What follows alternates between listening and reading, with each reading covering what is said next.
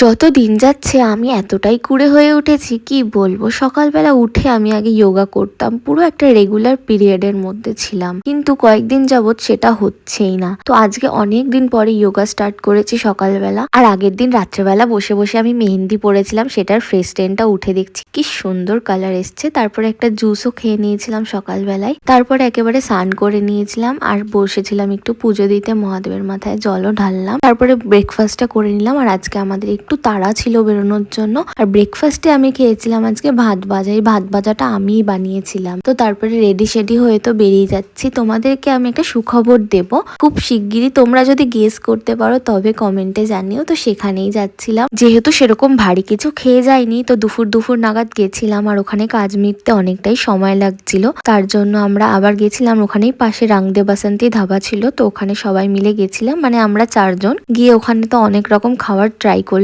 সত্যি কথা বলতে এই লস্যিটা এতটা ভালো ছিল খেতে, প্লাস আমরা অনেকগুলো স্টার্টারও নিয়েছিলাম। কিন্তু বিরিয়ানি ভেবেছিলাম এখানের ভালো হবে, পাঞ্জাবি স্টাইল, কিন্তু বিরিয়ানিটা এতটাই খারাপ ছিল, মানে সত্যি খুব খারাপ ছিল। তোমরা কখনো ট্রাই করো না। বিরিয়ানিটা এতটাই খারাপ ছিল যে আমি পুরোটা কমপ্লিটও করতে পারিনি। মায়েরা নিয়েছিল ফ্রাইড রাইস আর মাটনের কিছু একটা আইটেম, ওটাই মারা খেয়েছিল, আমি আর সেরকম খাইনি। তারপরে তো সমস্ত কাজ মিটে যায়, বাড়ির দিকে চলে আসি। আর রাস্তায় প্রচন্ড জ্যাম ছিল আজকে, আর আমার একটু তাড়াহুড়ো ছিল, কারণ জয়িতা হুট করে ফোন করে বলে যে আজকে শুভময়ের বার্থডে, মানে আমাদের ফ্রেন্ড সার্কেলের একটা ফ্রেন্ডের বার্থডে। প্রথমে মিয়মরে চলে গেছিলাম কেক নেওয়ার জন্য, তারপরে জয়িতা ওর জন্য কিছু গিফটসও নিয়েছিল, তারপরে সোজা ওদের বাড়িতে এসেই কেক কাটিং হয়। খাওয়া দাওয়া করে তো আমি আমার বাড়ির দিকে চলে আসি।